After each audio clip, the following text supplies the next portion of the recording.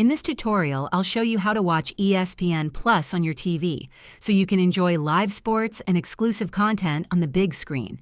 Let's get started. To stream ESPN Plus on your TV, ensure you have an active ESPN Plus subscription. On a smart TV, download the ESPN app from the App Store. Available on Samsung, LG, Roku TVs, etc. Open the app, log in, and activate it by visiting espn.com/activate on another device and entering the code shown on your TV. For streaming devices like Roku, Amazon Fire Stick, or Apple TV, install the ESPN app, log in, and activate it using the same method. If you're using a gaming console, download the ESPN app, log in, and complete activation via espn.com/activate.